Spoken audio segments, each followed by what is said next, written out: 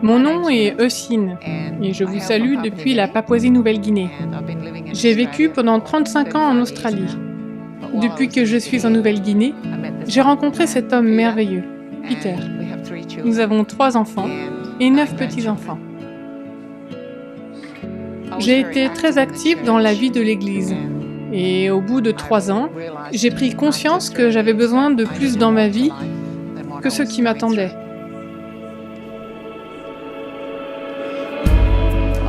J'ai été appelée à faire du porte-à-porte pour vendre de la littérature chrétienne. J'ai aussi ressenti un appel à créer une église dans ma maison, que j'ai appelée la Maison de la foi. Dans notre recueil Découverte de la Bible, notre groupe a trouvé que nous pouvions avoir des discussions ouvertes et honnêtes, poser des questions et essayer de trouver des réponses dans ce que nous lisons. Il n'est pas nécessaire d'avoir une connaissance biblique ou d'avoir passé beaucoup d'années dans l'Église pour pouvoir participer à la discussion. Je ne vais pas à l'église. C'est quelque chose qui ne fait pas partie de mon style de vie. Mes racines sont catholiques, mais j'ai décidé de quitter l'Église quand je suis partie de la maison. Et plus ou moins, j'ai dit non à toutes les religions, jusqu'à ce que je rencontre Eunice. Elle m'a dit qu'elle recevait dans sa maison de la foi. J'ai amené John avec moi et ça a été complètement différent de ce à quoi je m'attendais. Je me suis sentie à l'aise dans cette maison grâce à la manière dont ils conduisent les choses. C'était agréable. Il y a beaucoup de choses enseignées et à apprendre dans les histoires morales. C'est ce qui m'intéresse. Il y a là beaucoup de bonnes choses à apprendre.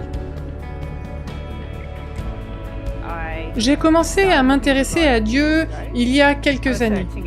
Je cherchais partout la bonne église. J'ai trouvé l'église adventiste du 7e jour et puis j'ai rencontré Eunice. Elle m'a invitée à son groupe de maison. Cela a été merveilleux. Merveilleux pour ma croissance spirituelle. Rochelle est ma nièce. Elle est très responsable, très sérieuse et possède une véritable passion pour la parole de Dieu. La Maison de la foi, pour moi au départ, c'était vraiment une idée formidable. Je désirais entrer en contact avec les gens et chercher profondément dans la parole. Mais je voulais aussi me faire des amis et ressentir que je faisais partie d'une famille.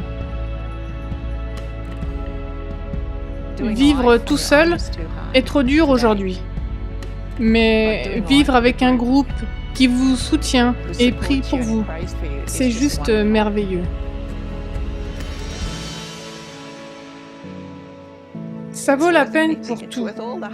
Ça vaut la peine pour le travail ardu, pour toute la préparation que ça demande. Ça vaut la peine pour chaque effort que j'y mets.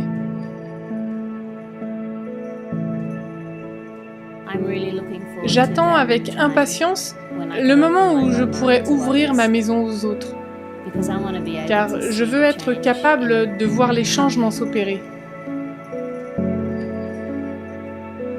Je veux être le témoin de la manière dont Jésus change la vie des gens, comme il l'a fait pour moi.